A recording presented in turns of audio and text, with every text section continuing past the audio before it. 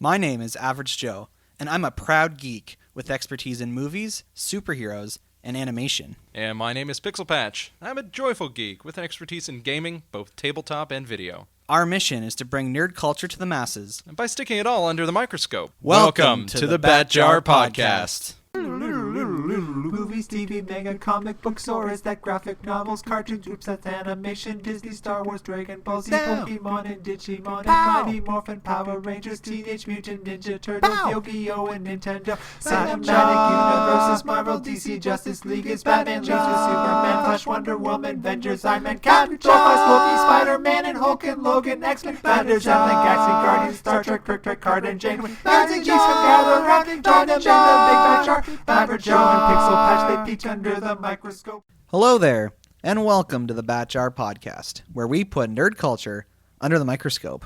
I think sensationalism is a huge thing on the internet, and if we just blow every piece of nerd culture out of proportion, it'll be a way better podcast. Pixel Patch, I'm very sad today. The Christmas decorations are down. It's just back to the ordinary time in our studio here. Ordinary time. Nice. I like it. It's a little depressing, but the Bat Jar is back to normal as we can see and our listeners can't. Yeah, no, he's transformed back into his dark, brooding, pre-Lenten self. You mean pre-Advent self? Well, I suppose, yeah. Every time before Advent is pre-Advent. Oh, right. Yeah.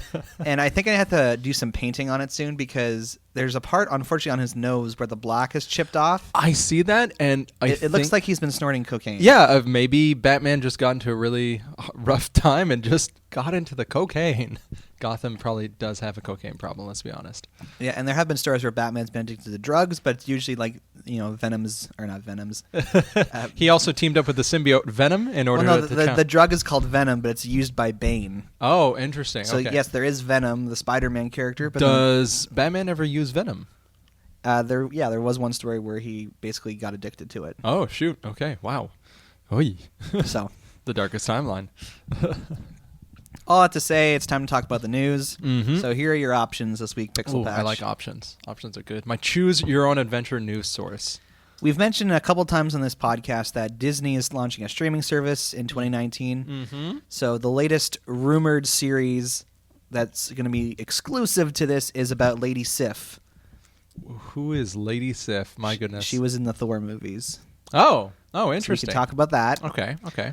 We can talk about the news that Aquaman has passed the milestone of having earned $1 billion. Which is really exciting. I just like that in general.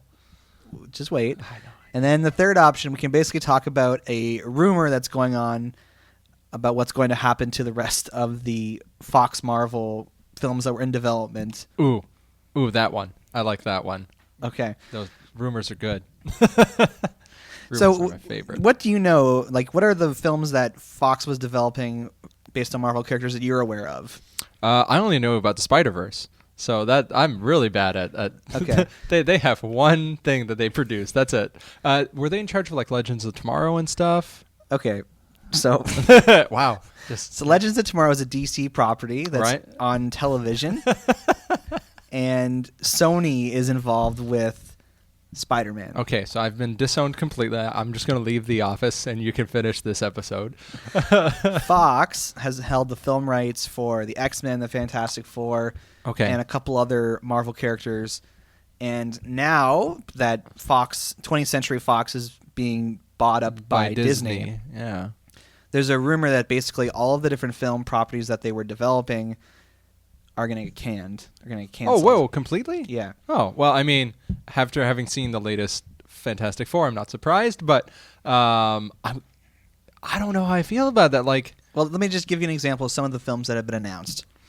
Okay, so there was talks of a Gambit movie that has been on the table for a few years now. Since like 2008, I remember them talking about the Gambit movie. In 2016, they announced Channing Tatum was going to star in the movie. Mm-hmm. So that one's been on the back burner for a long time.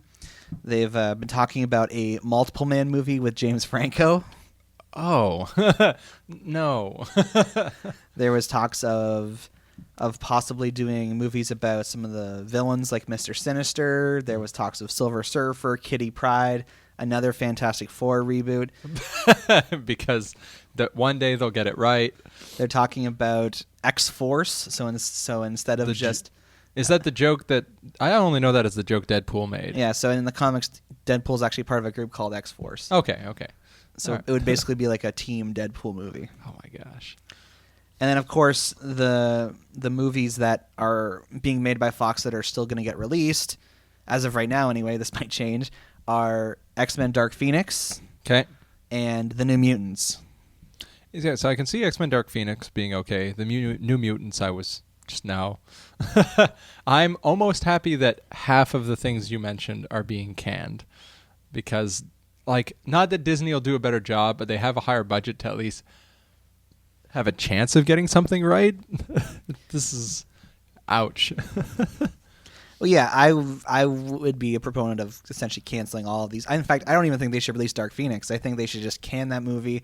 I'm sure it sucks for Jennifer Lawrence and James McAvoy and those people, but really, we just want to see these characters all together. We want to see the X-Men and the related characters in the MCU already. Yeah. So if the version we're gonna see in Dark Phoenix aren't the versions of the characters that are gonna be in that world, then why have 80 actors playing the same character when you could just have what's going to be the definitive universe and pull a Wolverine and have them play it for 15 years. So you're in favor of them canning all these projects? Yeah, don't you feel bad for all the writers and producers and actors who've been attached to these projects? I mean, they should have put them out faster. What about James Franco? That man needs work. The man does not need work. Let's be honest. He's a Franco. He'll be fine. He's going to end up in the Marvel Cinematic Universe as like an ongoing cameo or something. And what about the Gambit movie? They've been trying to make that for many, many years. That I wish they wouldn't. Okay, Gambit's the one that I have some, I love Gambit's character, and I wish they would do something with it. But who knows? Maybe they will be able to do it in the new one. And Channing Tatum was a good choice because he could pull off that French accent pretty well. Can he? Yeah. I think he's part French, actually. Is he? Yeah. I think 90% sure. Okay, well, you're the authority on who's French or not, so I will trust you there. Spoiler, I'm French. Yeah, so I don't know. Most of them I'm okay with. The Gambit movie, as you mentioned, that I was just yeah, no, maybe not. But that's about the only one. I don't know. The rest I'm okay with them letting them go. And you're talking about the New Mutants trailer you saw. You weren't interested in that? Just really not. No, I'm sorry. You don't like a horror psychological thriller about young people kind of learning how to use their powers? Not a big fan. No. Okay. It felt like a TV movie, and I'm not a big fan. The only TV series, superhero TV series that I've really followed, and that one wasn't even really superhero, was Agents of S.H.I.E.L.D. They had a good mix of not just focusing on superhero abilities all the time. Arrow's pretty good too. Well, who knows? That movie has had its release date changed 3 times. Oh, jeez. And it's currently scheduled to come out this August. So, actually, right around the time of your wedding. Oh, sweet. There you go. That'll be our wedding celebration movie watch. Even though you don't even want to see it. The Lion King comes out the week before your wedding, so that seems like the better. Yeah, that's the better of the 2 choices. Even though you're not excited about that. I'm not excited. I'm just going to wave at it as I pass by. It's no, thanks. I'm getting married. This is way better. We're going to have to see it, though. So I do know that, but... Okay. All right, so just in summary here, I feel comfortable letting all these projects go to the wayside. It is unfortunate that any of the people who have been involved creatively are basically going to lose work. Mm-hmm. But I think just for the sake of I could handle it. I could just go see this X-Men movie next year and then see another Professor X in a movie the next year. Yeah, 100%. But it's going to confuse the heck out of ordinary moviegoers. I mean, it's already going to confuse them because certain universes have been built already. They have 3 movies in the first in the newer X-Men series. Yeah, so this would be the 4th one. Yeah, so damage is already done. Yeah, no. So overall, I think they're gonna manage it, but let's see if the funds provided by Disney improve it, or if things go horribly, horribly wrong. There you go. So are you excited about all these Fox Marvel projects getting canceled, or are you sad? Write in. Let us know. Send us some really tear-stained letters. That Mr. Sinister movie, or that Multiple Man movie, or the Kitty Pryde. I just get Kitty Pryde movie. What is Kitty Pryde? She's one of the X-Men. She's the girl who can go through walls. Oh, okay. Shadowcat. Yeah, that would be fun. She's I know been her in a couple of Shadowcat. the movies, but Anywho, we're talking this week about a movie that came out almost a month ago. A movie that has humans, but not humans that are important. It's got wow. Yeah. He's getting right into this. Ooh, low. So we're talking today about the 2018 film Bumblebee. The Bumble and the Rumble. And I actually have not seen it. Uh-oh. Yep. No, you're going to have to impart this knowledge to me, and then you're going to have to do a story breakdown. But I'm very excited to share in this with you. All right. Well, first of all, Pixel, what has your previous experience been with live-action Transformers movies? So I had the best first experience with the Transformers movie. We went to a midnight release of people who are huge fans of the series. They had like costume props and stuff. Like it was in my small hometowns. I was not really expecting that. But, you know, as soon as the Transformers title screen showed up, people were cheering. When, you know, the good guys were winning, people were cheering. When they were like falling back and Megatron was winning, people were booing. It was a really fun and involved experience that I was not ready for, but it made the entire experience really enjoyable. Like, I really liked it. And that's the only one you've seen? Oh, I've seen all of them. Yeah. Oh, okay. And they've just become more and more disappointing. So yes, the Bumblebee movie. Yes. So in 2016, they announced that over at Paramount, where the Transformers films are being made, that they were going to start a Transformers writers' room, that they were focusing on essentially creating like an extended universe with good content, a cinematic universe for the Transformers movies. Okay, nice. And there was rumors that it might involve other Hasbro franchises like G.I. Joe or Mask, which would make a lot of sense. So we knew that at some point there was going to be spin-offs about different Transformers characters. And when The Last Knight came out, and you know, pretty much all the Transformers films that have come out, the live action ones anyway, have been reviled by someone or another for whether it's the story or the content or whatever.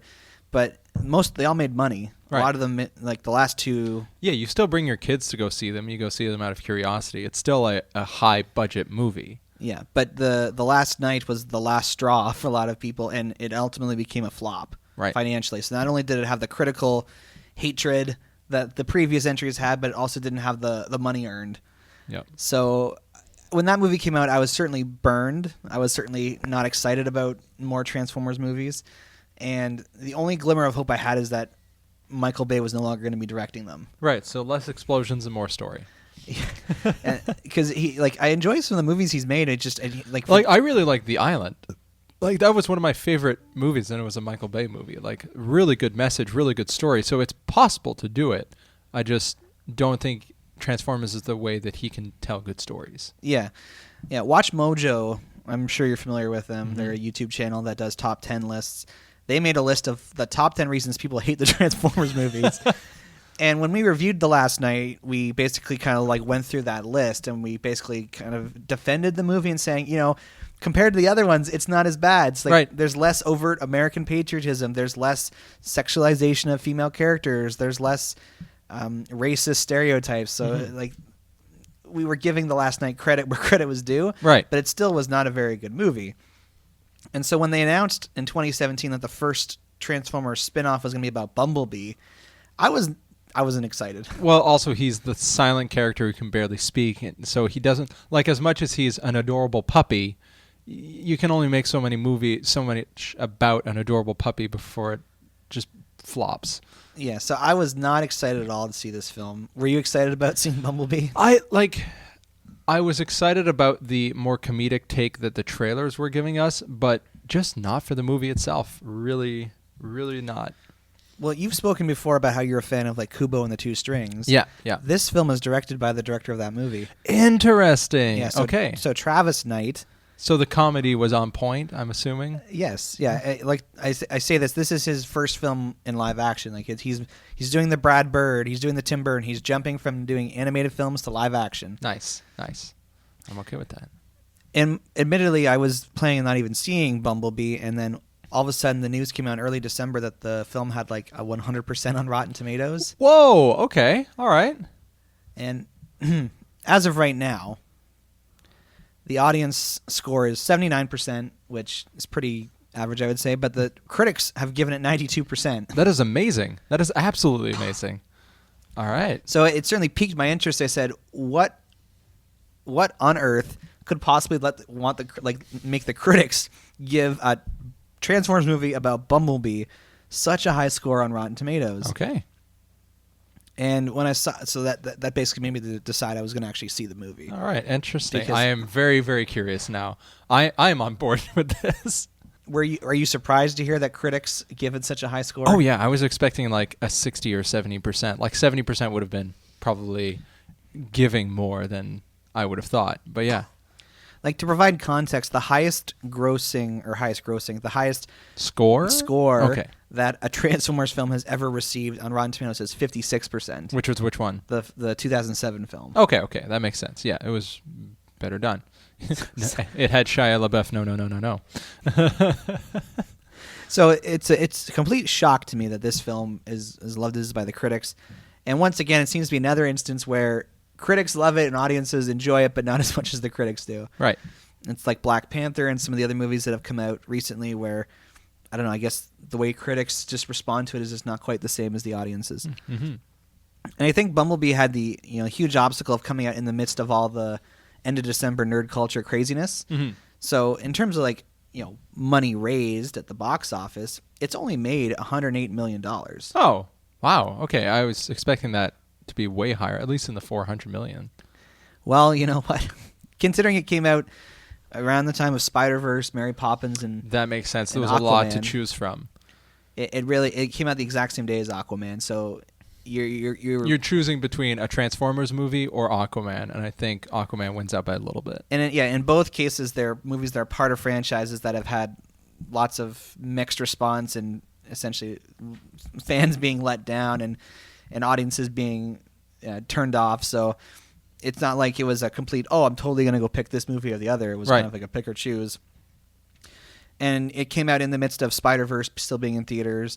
Mary Poppins doesn't quite draw the same audience, but it's still another major movie that people have to choose from. So I question Paramount why they didn't choose to release this movie November. Yeah, or like some other time of the year. It probably would have done the movie better, because basically if you add up all the money that Aquaman, Spider-Verse, Mary Poppins, and Bumblebee have made together, that basically represents like the total pie chart of that time. Yeah.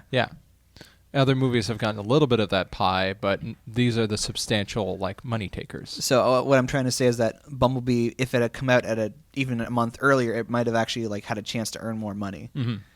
Because I like to think that time period there's still just as many people going to the movies. They're just does it cost a company that much more money to bring a movie out a month or two later or a month early? They have the final cut. Can they not plan ahead with the other releases? Well, it's funny because sometimes these things happen. Like with Infinity War, they decide to push the release date up a week earlier. Right. And because it was such a major film, it actually caused other movies to change their release dates. Oh, geez. Okay. So the Rampage movie with The Rock, right, that actually moved its release date up 2 weeks to the first week of April because they didn't want to compete with Infinity War. Yeah. Also, I've been hearing a lot of reviews that Alita Battle Angel is doing better, and it's been pushed back time and time again. So maybe they will have learned from what Bumblebee didn't do right, and they'll have. I'm curious to see how much money that one makes. Yeah. So I think that if Bumblebee had come out at a time when all these other movies were not opening the same time, it might have been more profitable than it's become. All right. So now you're going to have to do the breakdown this week. What is the basic premise of the story? All right. So Bumblebee is a Transformers movie. Right. It is set in 1987. Oh, okay. So it's set in the 80s. Right. Okay, that makes sense. And it seems to be a reboot of sorts. Okay. Because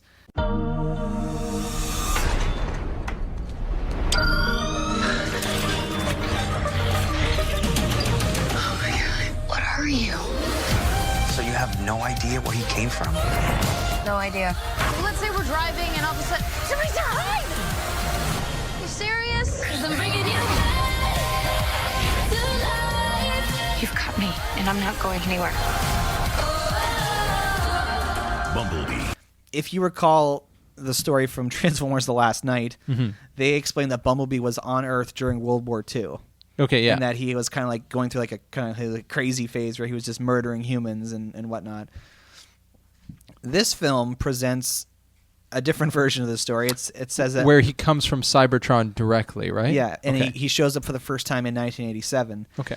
So a lot of fans were confused because where's the murderous Bumblebee we were expecting? Yeah, or even to say, if you're again like one of the annoying things about the continuity in the world of the live action Transformers movies is that every film presents a new way that Transformers have been a part of human history. Right. So the first film says that, we developed modern 20th century technology by reverse engineering stuff off of Megatron's body that we had under the ice forever. The third film suggests that the race to the moon landing was done because there was a Transformer ship on the moon. Yep. The fifth one suggests that Transformers were involved with the Legend humanity of King Arthur. From the start. Yeah, no, there's some crazy stuff. And what doesn't help is that it's still the same designs. Like, it's still the same characters, even though they move some stuff around. Like, it's like a new series of comic book coming out that doesn't tell you it's a new series, doesn't change the artwork, but the content is vastly different because of the writer. Bumblebee looks pretty much the same. Mm-hmm. But a lot of the other Transformers look very different. Oh, interesting. So basically the story, it basically ignores anything that's happened in the other live-action films because the story is that there's the war going on Cybertron between the Autobots and the Decepticons. It's the war we're all familiar with. And essentially Optimus Prime sends Bumblebee to Earth. He says, please establish a base for us. We'll meet you there. And so Bumblebee crash lands on Earth, and kind of like other movies of the same ilk, he suffers amnesia. Right. Classic. And basically is discovered by this teenage girl named Charlie. Mm-hmm. And it starts to turn into a lot like E.T. Does she cover him in a blanket at one point? That's all I want to know. I mean, like, kind of, yeah, because there's like those, those sheets you put cover over your car. in. Amazing. Yep. That's all I wanted. All right. People have compared it a lot to the Iron Giant as well. Okay. So imagine the Iron Giant, but with Bumblebee instead of. I mean, I'm down. I really wish they would do more with the Iron Giant. You can't really. They did set it up for a sequel, but I'll take this in its stead.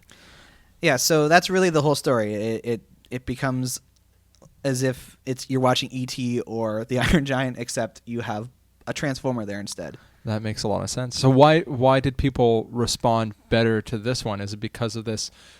Is the good chemistry between the main actress and Bumblebee, or is it because of all the supporting story elements as well? I think it's in all of the above and more. Oh, okay, cool. You'll have to go into those. Well, so first of all, I've never seen E.T. Oh, really? Yeah. We got to do that at some point. It's a much slower movie, but it has some fun moments. I have seen the Iron Giant a couple times. Okay, and have you seen Stranger Things? No. Okay, both of those would be like E.T. So I can't comment on how similar this is to E.T. because I haven't seen E.T. I understand the basic story of the film. I've seen a couple of the scenes, and there certainly are moments like this, like that in Bumblebee. Right.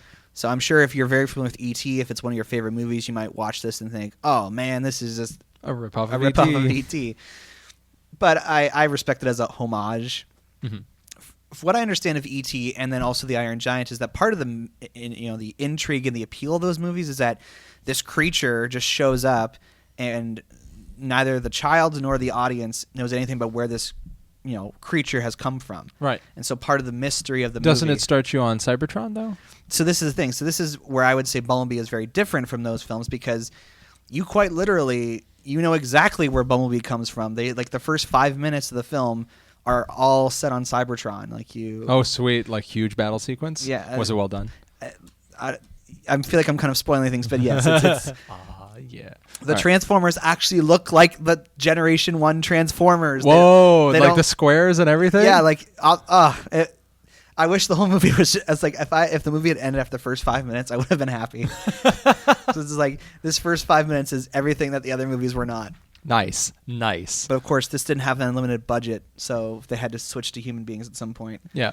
I mean, the reality is that I'm going off track here. I'm sorry. That's all good. If they get to the point where they decide to actually make Transformers movies like they should, you might as well just do them animated because in order to do the Transformers well as the main characters in whether it's on Cybertron or Earth or other planets, you basically have to go the route of like The Lion King, where it's like all like photorealistic, but it's all animated. So it's like there's no point in really doing a live action. Yeah, because it's hard, like except for the money. And at that point, if an animation budget is lower than a live action budget because the actors, you might as well just go for it. Exactly. So going back on track, so the way that this is different from those other films is that you see Bumblebee before he gets amnesia. You see exactly like where he comes from, and you know his mission is. And of course, if you've seen the other films, you're familiar with his character and his story and the conflict that he's involved with. Mm-hmm. So when we experience the film and we see him get amnesia, and he meets this girl and doesn't know anything, we as the audience already know exactly what's going on. We're like, oh yeah, we know exactly what's happening. We know there's people coming for him. We know all the circumstances. So there's less intrigue and mystery than with, because with Iron Giant, you know nothing about where he comes like from. He's just this like creature. It's like, was he a weapon? Was he a defense system? You don't really know. One thing, again, a complaint people had about the previous Transformers films is that it's very hard to follow the action. Right. Because it's just like it's all either extreme close-ups or it's so far away. There's like a billion things happening at once. Yeah. But with this, you can actually follow the action. Do they color the Decepticons differently a little bit? Yes, they're all different colors. Okay. And the shots are done large enough and wide enough that you can actually see the full figures of both characters fighting each other. Nice. All right. It was kind of like, and maybe this is Travis Knight's animation background, but actually like being able to frame a shot properly and help you see what was going on. There was one fight that happened in the middle of the day between two Transformers. I was like, holy moly, I can actually see everything and I know what's happening. And it's not like flashes of light and suddenly like the close up of a character's face with like the fighting going on in the background. That's not happening. Yeah, no. Okay, good. So I was quite happy about that. And all the Transformers that are highlighted in the movie have distinct personalities. Like beyond their color scheme, you can actually like tell who's who. Nice. And voice actors they chose well. Yeah, like Angela Bassett is one of the Transformers. What does she do originally? She was the mom in Black Panther. Oh, no way. That's awesome. Sweet. Yeah. And I can't talk about what I want to say without spoiling things. So All right. Our main human character, her name is Charlie. Mm-hmm. She's played by Haley Steinfeld. Yep, good choice. Before she was announced in this movie, I didn't really know who she was until I looked her up and I realized that she was in the remake of True Grit, which I loved and I thought she was great in. And apparently she's gotten into music since. She feels like the new Zooey Deschanel almost. I think it's the bangs, but like I have a feeling that she just won't age for the next decade, and it'll be one of those things. She certainly had a great year. She was in Spider-Verse as Gwen Stacy, and now she's in this one. And she does a really good job. Like, we're kind of introduced to her character for the first time, and this isn't really a spoiler, but this might be the last time we see her character in a Transformers movie. All right. But she goes through a story arc, which I'll mention in spoilers. But you feel for her, you connect with her, you understand what she's going through, and I don't know, I just enjoyed her a lot more than Shia LaBeouf. No. Sam Witwicky was just not relatable to me. Really? Yeah, the random nerd just trying to make his way through college and just. And the parents in this movie actually behave like normal human beings. Yeah, normal human beings. Wow, that's impressive. Yeah, and I was just I was scared when I heard that the main character is going to be a female. I'm like, oh no, like is this going to be an over-sexualized, objectifying experience to like see her work on the car, like Megan Fox in the first film? But no, like honestly, like there's more guys with their shirts off than anything else in this movie. That's great. Yeah, so I was very impressed with how they handled that. Basically, if we were to watch that Watch Mojo video right now and go through all those reasons why people hate the Transformers movies, it would actually be like, no, they addressed that. Yeah, like all the reasons why people hated the old ones, like do you remember in Dark of the Moon when Ken Chong shows up? Which one? No, I don't. He's the guy from Community, the Chang. Ken Jeong is his name. Okay. Sorry, Ken Jeong. But in the third Transformers film, he shows up as a guy named Deep Wang. Oh my gosh.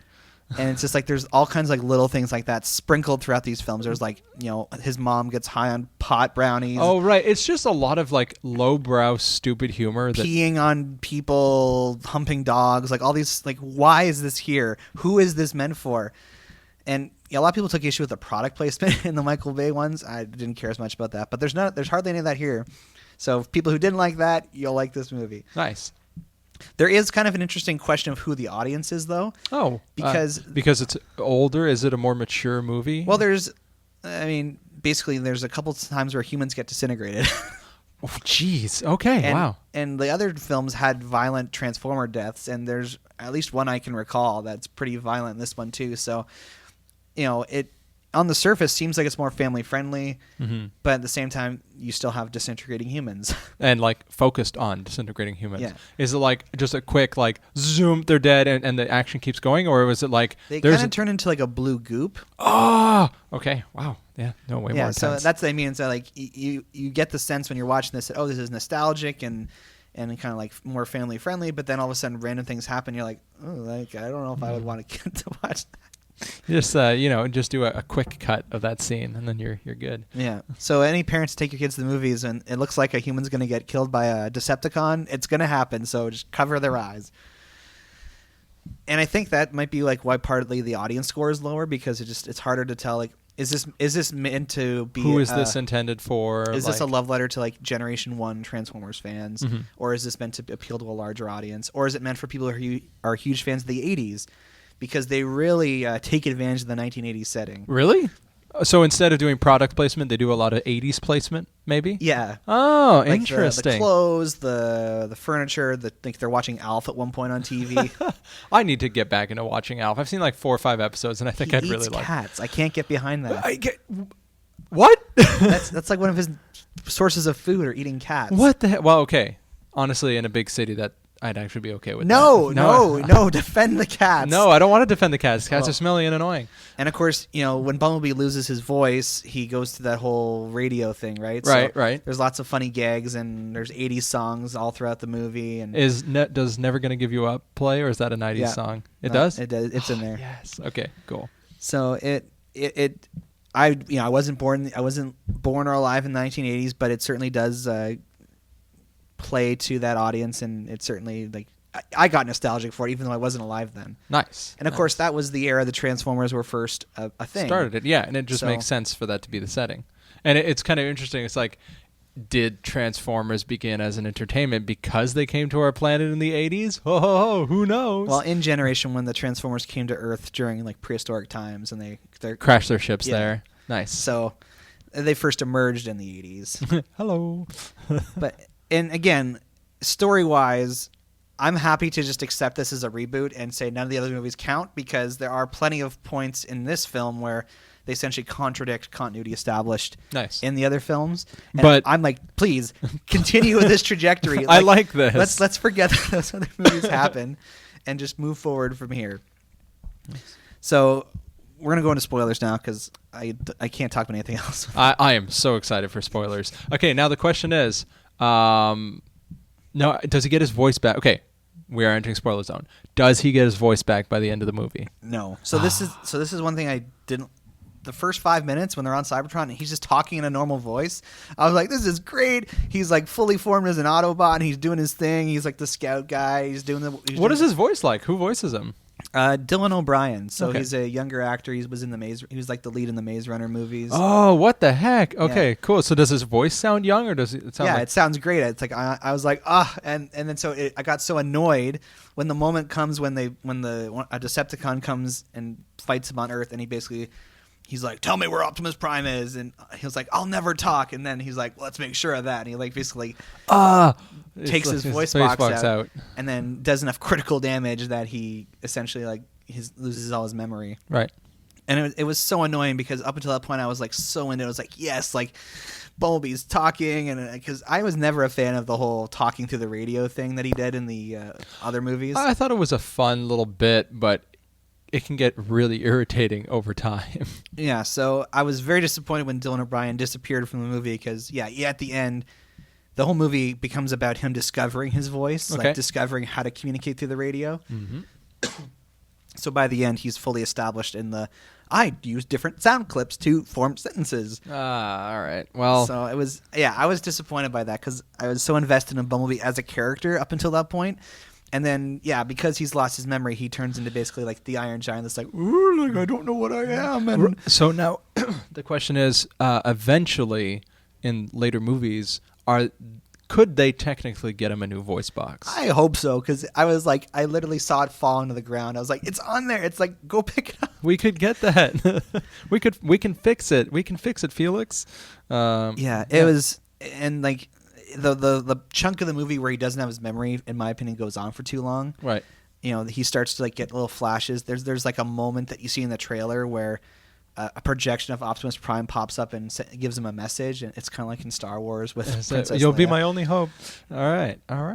That chunk of the movie where he's just like an innocent little puppy, where he basically like doesn't understand anything, doesn't know anything. I was like, this is. I think I only felt that way because I enjoyed him so much in those first 5 minutes. I am very excited for that introduction to the movie now. So it's just like a huge battle on Cybertron. Like, how many named characters do they introduce? Like a dozen, 2 dozen? Like at least a dozen. Wow. All right, that's super exciting. Yeah, I was frustrated. What are they fighting over? Or this is just a battle that's happening? This is the war for Cybertron. Okay, cool. So it's like the central conflict that the Transformers are involved in between the Autobots and the Decepticons. And I honestly wish that had been more of the movie. But anyway, they had to do this, had to do have a lower budget, so fewer Transformers, whatever. Makes sense. So I mentioned something last week, a Chekhov's gun, where an item is focused on, and then if the camera pans on it for a certain amount of time, you know that it's going to be used later.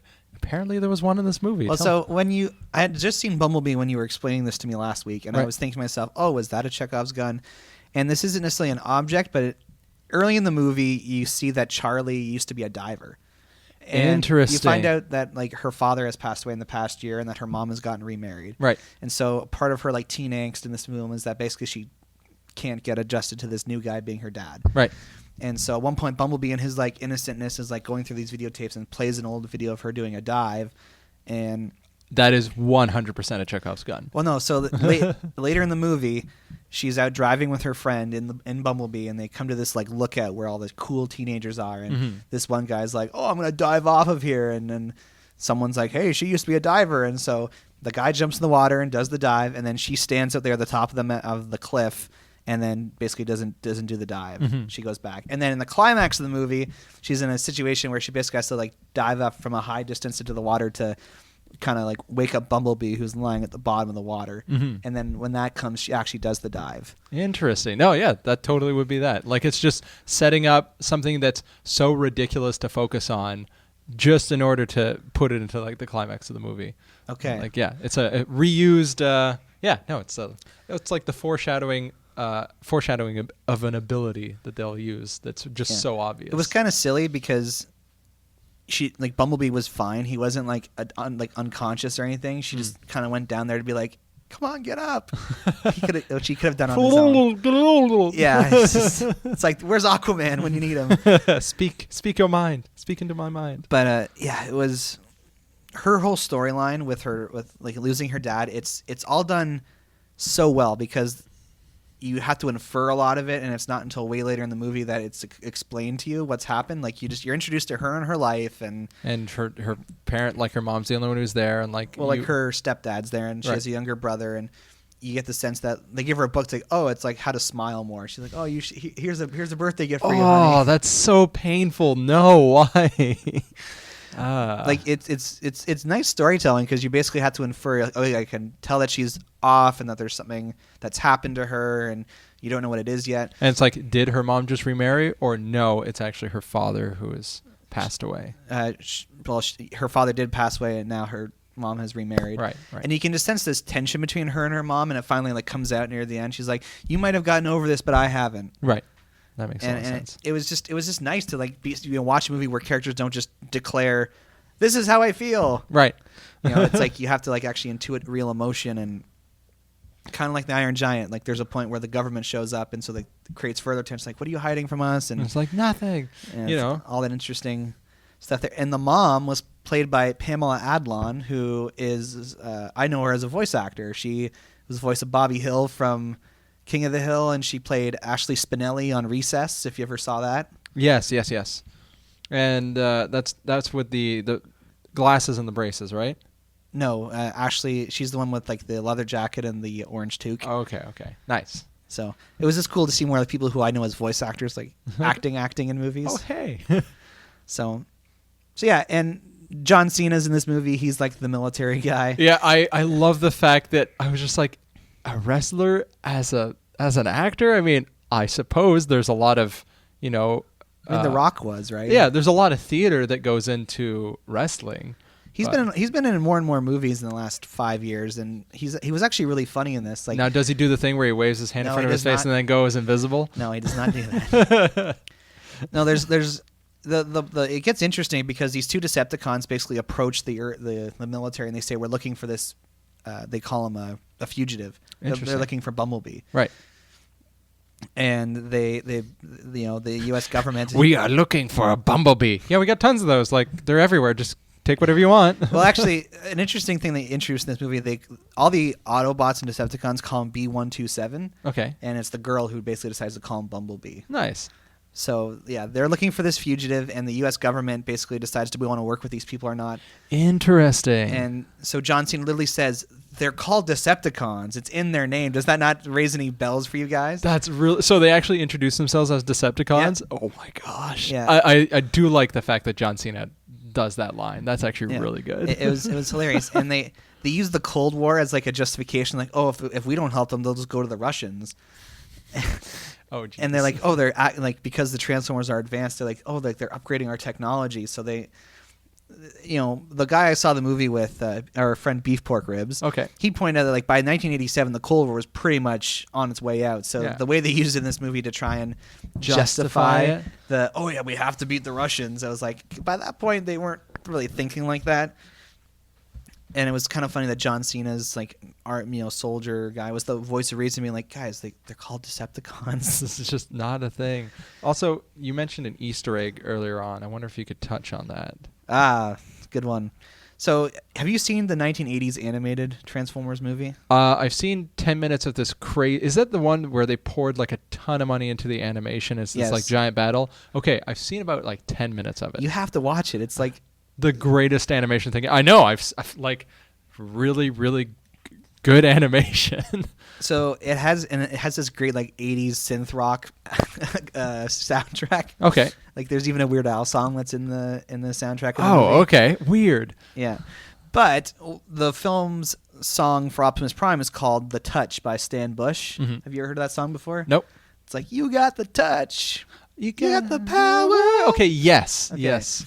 So that song has forever and a day been associated with Transformers and with Optimus Prime. Okay. Oh, interesting. So in the regular show, there's a point where they have a giant mech fight. That music comes on as they transform their house into a giant mech. So really? That makes way more sense funny. now. Yeah. All right. Okay. Well, in this movie, when she goes up to do the dive, Bumblebee kind of pushes his door open to push her forward, and then he plays that song, implying that she has the touch and the power.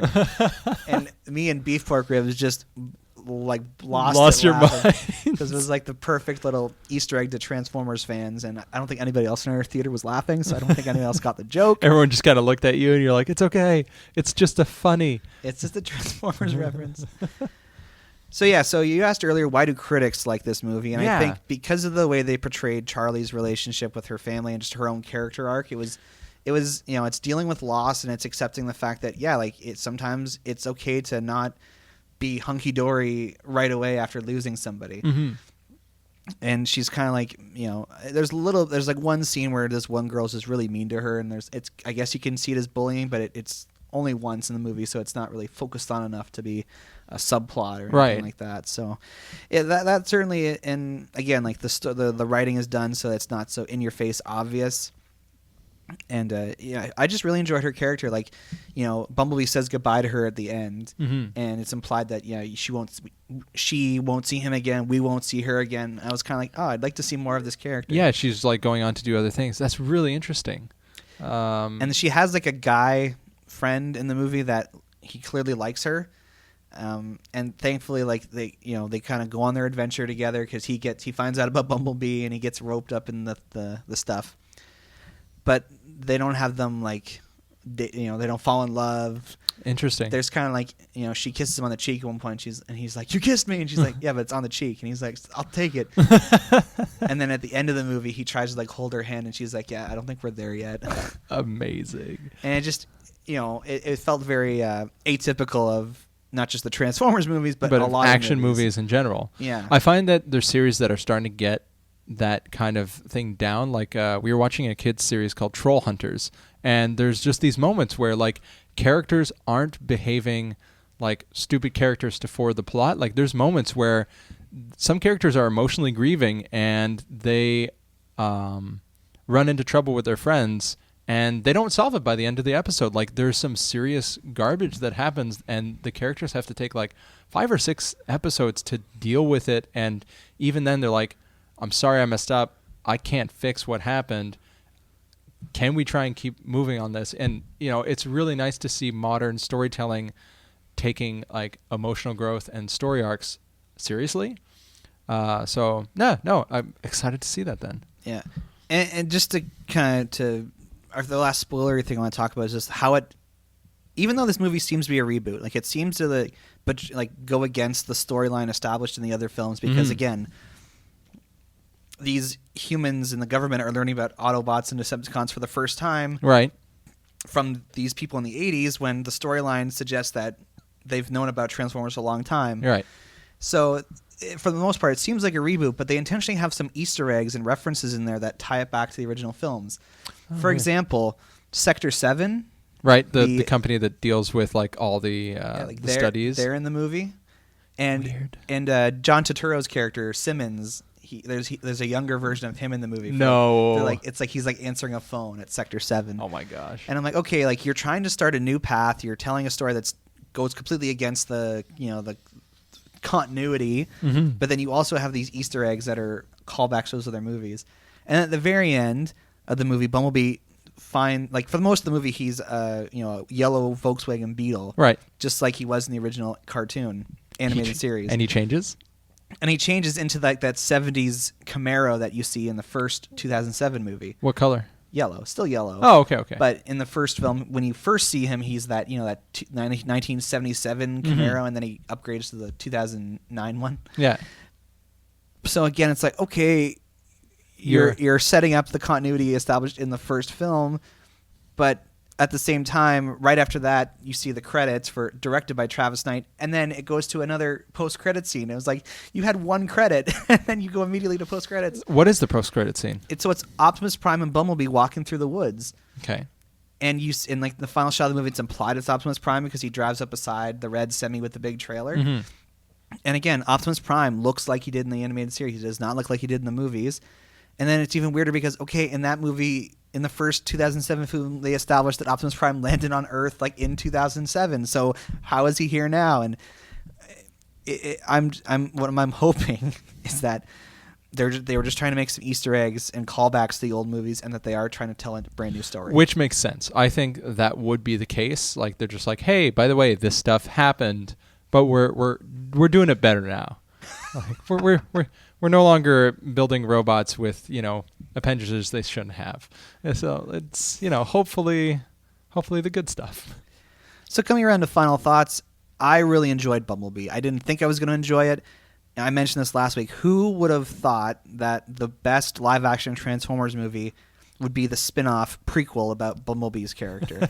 I think they made a very smart decision in choosing to draw inspiration from films like E.T. and the Iron Giant to tell this heartwarming story. I think it might have done better if they maybe had waited longer after the last night to release it. But I'm excited. I have hope for the Transformers films again, and I really hope that they make more. So I'll give the movie 3.1 out of 4 bat cookies. I'm going to give it a tentative 3.2. So not literally to one up you. I was between a 3.3 and a 3.2, and I don't know yet. I'll have to find out. Okay. Maybe it'll push it. One day there will be a 2 point something bat cookie, and that movie's going to be the bad stuff. So there you go. So Bumblebee is now in theaters. I would encourage you to see it. If you've lost hope in the Transformers movies, this should reignite your hope. If you've never gotten into it, this is far enough removed from the rest of them that you won't need to you can watch it. You can come into this blind and enjoy it. So check it out. Nice. I am going to put a handkerchief over my eyes and go watch the movie blind. That's going to be great. I hope they did a good job on the audio, or else this is going to be a painful movie to watch. I don't know what the buzz was about. I couldn't see anything. Oh, Buzz, Bumblebee. Good one. Yeah, real sting right there. All right, so it's time to go into the bat jar and look at our mail. All right, let's clink. Let's take a look here. Rob Kakel. Yes, we got him back to email us. All right, so let's see here. So, hey, how are you guys? Merry Christmas and a Happy New Year to everyone in that wonderful, glamorous, spacious bat jar. Yeah, I can't talk anymore. There really is a lot of space in there. Hey, and a Merry Christmas and a Happy New Year to you, Rob. It actually is a pretty good New Year. Glamorous? I don't know if this jar is very glamorous. No, but it is useful and brooding. Also, I've decided that 2019 is going to be 20-fine-teen. Yes, everything's fine. Big old congratulations to Pixel Patch on his engagement, too. Oh, thanks. Yeah, it's going to be a good year. God bless you, dude, and your fiance. I hope that I can make it out to see you guys and say hi to all the friends at home. I've been tossing around the idea with my fiance, and hopefully we'll make it out sometime soon. Oh, there we go. If he comes down to this area, we got to get him on. Got to get him on. Either him or Cackles. I'd be happy to have either of those guys. Yeah, those would be great. Or both of them at once would be actually amazing. That would be great if we could get Rob Kakel and Cackles. That would be. Whew, that was some good stuff. God bless you guys and gals. Oh, and Cackles too. Pretty good job on the theme song there, buddy. I guess I'll give you that. Yeah, no, it was fantastic. He wanted to drop a message to say the Bat Jar is not on Spotify, or he couldn't find it there. Just an FYI. So we're gonna have to check that out. That actually is very useful letter. Yeah. So after we got this email, I did look into it, and when I searched on Spotify, I found it. So I don't know if I did something on the back end. I think I might have done something. You selected the delete all button and then slammed enter in a moment of blacked out anger. Yes, and I don't have a Spotify account, so I was just doing I was just searching on the internet. So other people, if you use Spotify, take a look, see if we're on there. I think we should be. Please, I will do my best. Also, I've realized this one weird thing. Spotify, for me, even when I know what podcast I'm looking for, when I search part of the name will come up. But sometimes when I search the whole name, I can't find the podcast. Oh. So Spotify is just dumb. Okay. But yeah, we can take a look. Well, thanks, Rob, for your email. Yeah. If you want to send us an email like Rob, you can send it off to batjarpodcast@gmail.com. Yeah, that's right. Hey, I finally memorized it. Awesome. You can tweet us at the Bat Jar? The Bat Cookie Jar. The Bat Cookie Jar. Dang. All right, I'm learning here. This is the learning time. We're available on Apple Podcasts, Google Play Music, Stitcher Radio, Spotify, SoundCloud, and all those other places. All the good places. And hey, if we're not on your favorite location, we want to hear about it. Just mostly because we want to hear from you, but we just want to hear about it in general. Yeah. And please share our episodes on Facebook, send us emails. Like, hey, our geeky friends really enjoy talking about this stuff. Have you ever wondered about this stuff? Or, if you just want a review of a movie before you go into it blind, because just blindfolds are the worst way to watch movies, telling you. That's how you're going to see Bumblebee. That's how I'm going to see Bumblebee. He has no voice, I have no eyes. Together we make a perfect whole. Yeah, and we want everyone to join us inside the apparently glamorous Bat Jar. We should probably repaint before they join us in here. But if we repaint, we got to give it a couple weeks, because or else those paint fumes are just going to be huffed by our guests, and I don't think anyone's going to have a good time. Going to get a paint headache. So our topic for next week has already been decided. I'm going to be participating in an 8-day-long retreat. All right, so that's the topic then? All right, so the 8-day-long retreat, day 1. So next weekend, a film called Glass is opening in theaters. It is a sequel to 2 other movies. So we're going to be talking about the first film in that trilogy. It's going to be about the film Unbreakable, which Average Joe had not seen up until recently, and so I was very excited for him to watch it because it's a very good. No spoilers. All right, yeah. Sorry. To me. So that's your teaser trailer. So come back to the Bat Jar podcast next week. As soon as it gets to me saying it's a very good, just cut out everything, just staticky silence. Yeah. So come back to the Bat Jar podcast next week when we talk about the 2000. Yeah, it's 2000. Yeah. Film Unbreakable. And why you should watch it and why your kids shouldn't. And until then, I'm Average Joe. I'm Pixel Patch. Catch you on the flip side. 1 pixel at a time.